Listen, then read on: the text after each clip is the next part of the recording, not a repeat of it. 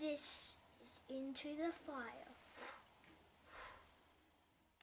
I'd like to welcome to Into the Fire the talented, the determined, the guy on tour everyone respects and loves, Aussies Own John Millman.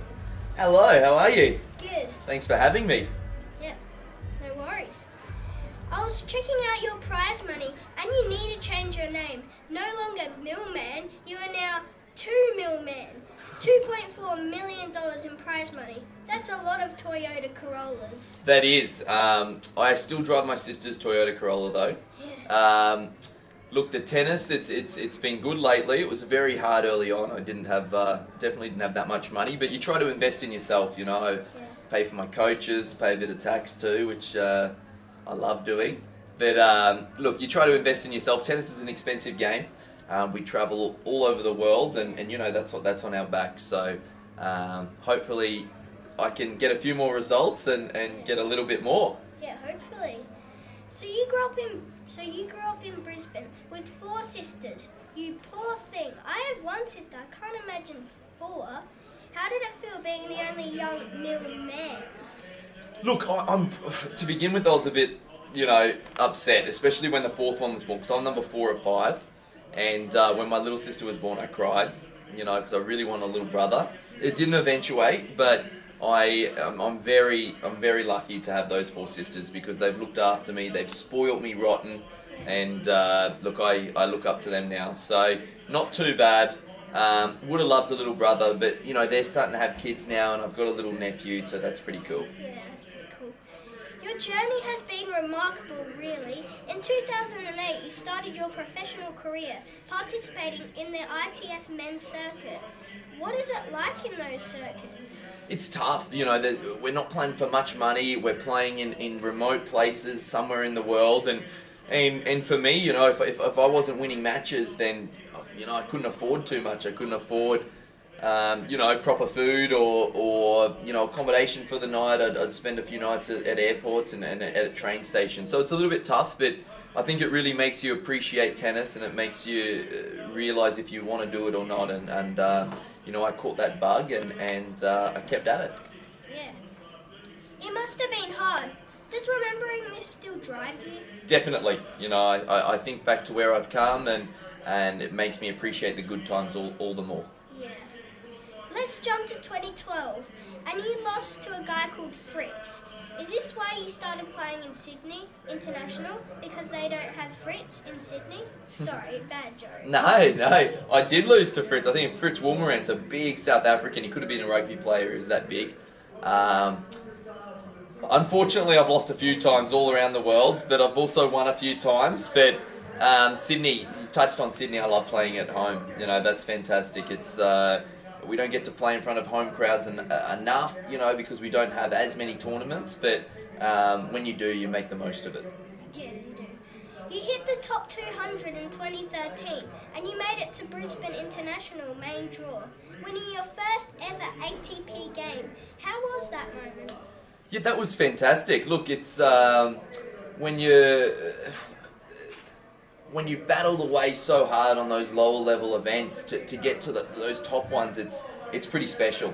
And so, when you broke through and started winning matches at ATP level, it was satisfying in that you kind of felt like it was all worth it. So I got a real taste for it then, and I really saw myself as someone that wanted to stay at that level for as long as possible. Yeah. You got to the second round of the Sydney International, where there isn't any Fritz, by the way. Was it now, when you went to 3 sets with Andreas Seppi and world number 23 at the time, that you thought, I can do this? Yeah, definitely. It was. I thought I was feeling pretty good about my game, and I was feeling comfortable. The hardest thing is feeling comfortable at a certain level, and I definitely started to feel a lot more comfortable at that next level, and that's what it's all about. Yeah. Oh, really? You then went on to win 2 Challenger tournaments. Then bang, you didn't play for 11 months due to a shoulder injury. You went from the brink of the top 100, then within a year back to 1,193. Did you ever consider giving up tennis? Definitely. You know, that's something that I definitely considered. It's tough when you get injured, you have to start all over again, like you saw in those rankings. But look, I felt like I had a little bit more to give, and I wanted to give it another crack. So I did all the rehab, had a really good team around me, and managed to get fit and healthy again. Yeah. Well, you obviously didn't give up, and in 2015 beat Tommy Robredo and reached the top 100 for the first time. How can people not love your story?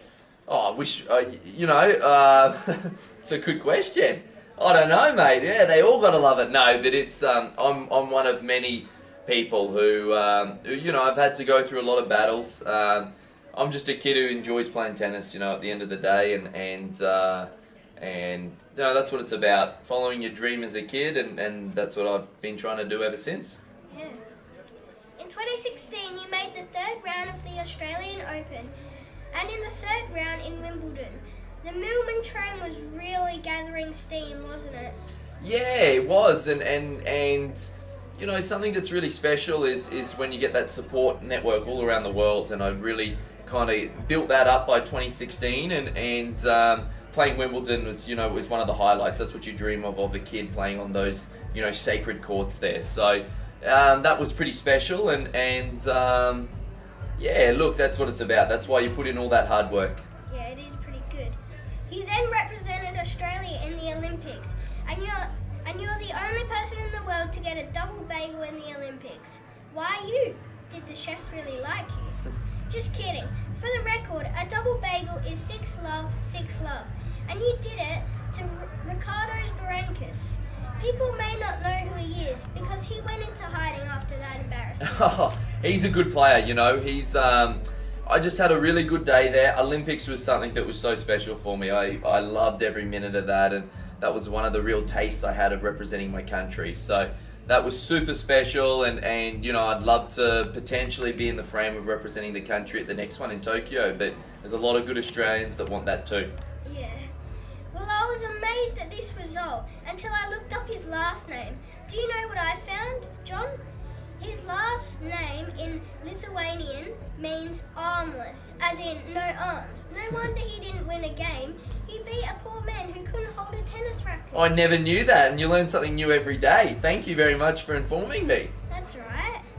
Let's jump right to round 4, 2018, the US Open. You're already smiling, aren't you?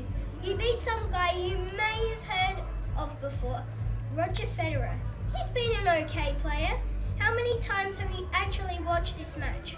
Every night before bed, maybe? What a great effort, seriously. Yeah, thank you. Look, I haven't actually watched it too many times. I've managed to hit with Roger a lot of times. That was a very special moment for me. Roger's a guy I look up to for a long time, and it was a good tournament for me. I had a lot of fun that week. Yeah. I don't know if people know, but at the moment you're ranked 36, number 36 in the whole world. The whole world out of 1.2 billion people who play tennis. How high do you think you can go? Who knows? Look, I'd hope to try to get seeded in slams, and we'll see how that goes. But I feel like there's a little bit more improvement to come, and we'll give it a best shot. Yeah. Well, John Millman, I love researching your story. You're such an inspiration for anyone doing it tough and needing to never give up. You deserve any and every bit of success you get. You're exactly what people want in Aussie tennis player. I'm such a huge Millminion.